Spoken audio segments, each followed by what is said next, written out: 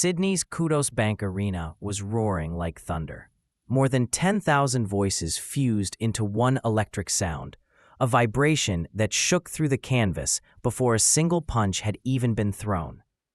Under the bright lights stood two men, one, the heir to an Australian boxing dynasty, the other, a Japanese warrior carved from iron and pride. Tszyu, son of the legendary Tszyu, walked into the ring with the cold calm of a predator who had been here before. Across from him stood Takeshi Inoue, not to be mistaken for Naoya, but a warrior of his own breed, stocky, fearless, unflinching. He was built like a wall, unbreakable in body and spirit. The air felt charged, like the calm before a storm. Every cheer, every chant, every flash of camera, the bell rang, and the crowd leaned forward. The Soul Taker was ready to feast, and the Iron Samurai was ready to stand his ground. From the opening seconds, Tszyu's rhythm was evident. His jab flicked like a laser, sharp, precise, controlled. Inoue, gloves high, studied every move, moving his head just enough to stay alive. Tim pressed forward, cutting off the ring, touching the body, testing the guard. The commentary echoed the tension. This wasn't a sprint, it was a calculated hunt.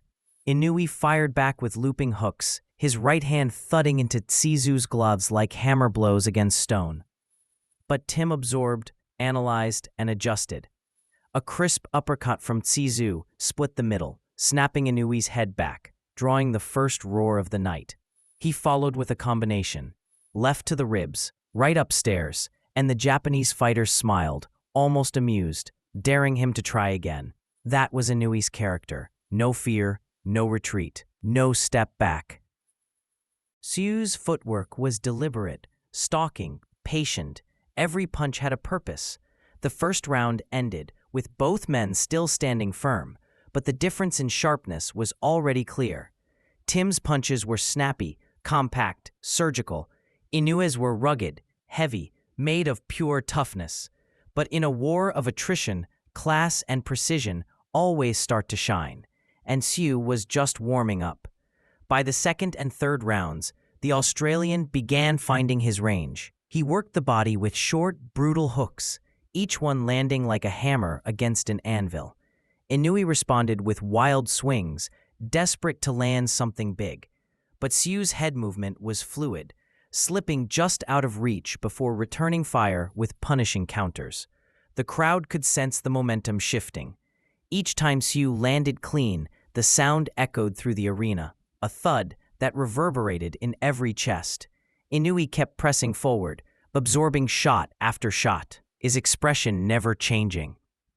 It was as if pain didn't exist in his world, but Tszyu was surgical now. Uppercuts, short right hands, jabs splitting the guard. The combinations came like machine gun bursts, and Inoue's tight defense began to crack. Commentators called it perfectly. He's breaking him down, piece by piece. Still, the Japanese warrior's resilience was extraordinary. Even when the body shots doubled him over, he refused to back off. He fired back with overhand rights, testing Tszyu's chin. And Tim took them with confidence. This wasn't just a fight anymore. It was a test of will, of endurance, of who would impose their identity first. The Soul Taker had found his rhythm. By round 4, Tzyu's tempo was relentless. Every shot was thrown with authority, each punch part of a masterpiece of controlled violence. He ripped to the body, uppercut to the chin, then stepped back just enough to reset.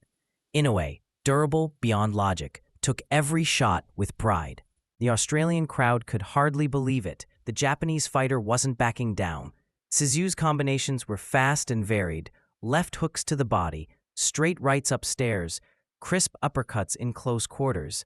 Takeshi kept swinging back, throwing wide hooks that grazed Tszyu's shoulders or glanced off his gloves, but none could slow the tide. The commentators shouted over the crowd, "He's breaking Inoue down systematically." The thud of leather on flesh was constant, brutal, hypnotic, yet Takeshi's heart was enormous. Even as his ribs reddened and his guard sagged, he smiled through the pain, inviting Tszyu to hit him more. Tim, unfazed, kept working the plan. He wasn't chasing a knockout, He was dismantling a fortress. When the bell ended round 4, the look in Tszyu's eyes said it all. He knew he was in control, but he also knew this opponent wouldn't break easily. He would have to be broken inch by inch. As the middle rounds unfolded, the fight became a war of pride. Inoue, battered but unbowed, began throwing more, trying to meet fire with fire. His overhand right landed flush, one of his best punches of the night, but Tszyu barely blinked. The crowd gasped, and then roared when Tszyu answered with a savage left hook to the body that echoed through the arena. You could almost hear Inoue's breath leaving his lungs, yet somehow he stayed upright. He threw back, grimacing, grunting, daring Tszyu to give more. This was the essence of boxing's beauty. Two men refusing to yield, one powered by precision and heritage, the other by unrelenting spirit. The rounds bled together in a blur of violence and willpower. Tszyu's combinations continued to land clean, his timing impeccable. Inoue's counters, while fewer, had the weight of defiance behind them. The sweat flew with every exchange, the crowd living every moment. Ringside, Tszyu's father watched. His face calm but proud. He had seen wars like this before.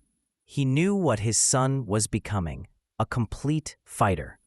By round 6, Tim was ahead on every card, but the mission wasn't over. There was still respect to be earned, and Inoue wasn't done proving he was unbreakable.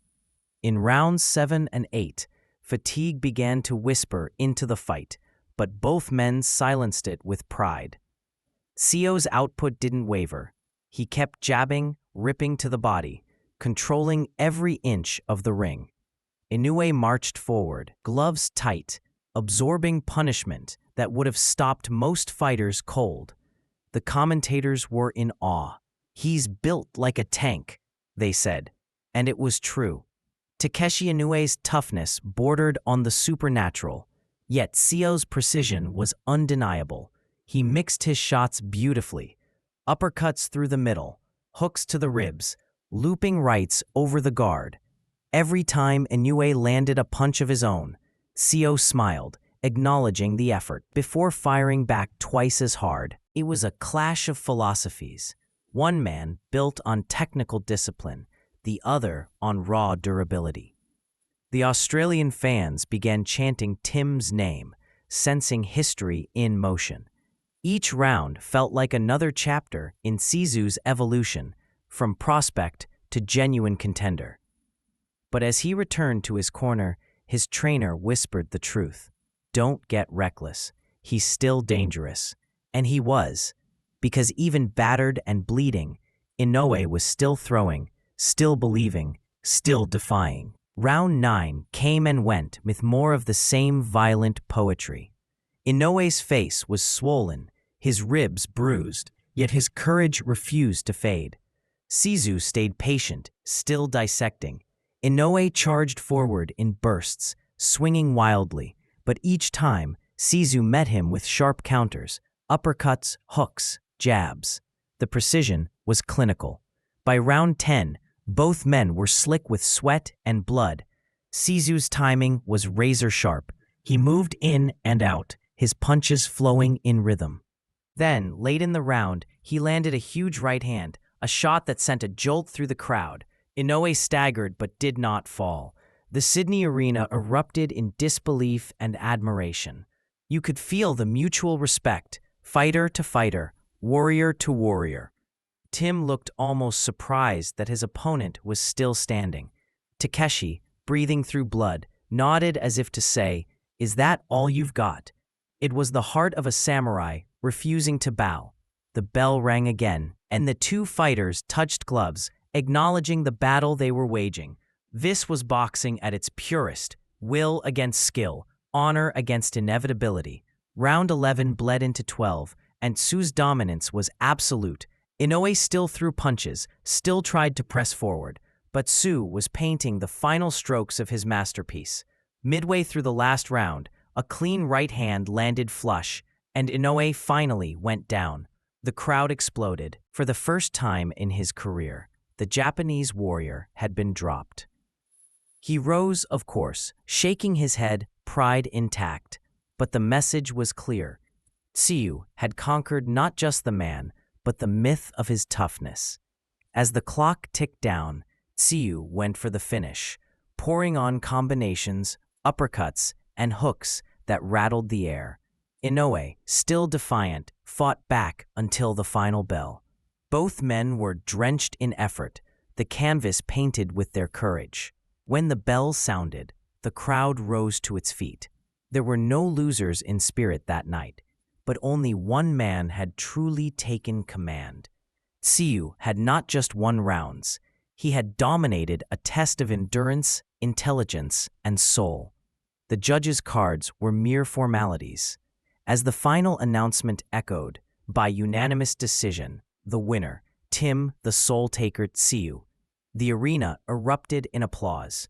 Fans stood, roaring, waving flags of green and gold. Inoue, still upright, nodded in respect. He had been beaten, but not broken. Tszyu lifted his gloves to the crowd, a mixture of satisfaction and humility in his expression. This wasn't just a victory, it was a statement. The son had stepped out from the shadow of his father and forged his own legacy, one brutal round at a time.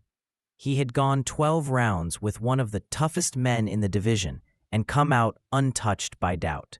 The commentators summed it best: he's ready, world title next. And indeed, this was the night the world saw the full picture. Tim Tszyu, not just the heir to greatness, but the embodiment of it. As he left the ring, the nickname Soul Taker felt earned, not given. He had taken everything Inoue had to offer: power, pride, punishment, and still stood dominant. The road to a world title was now wide open, and on that night in Sydney, under the blinding lights and echoing cheers, the legend of Tim Tszyu burned brighter than ever before.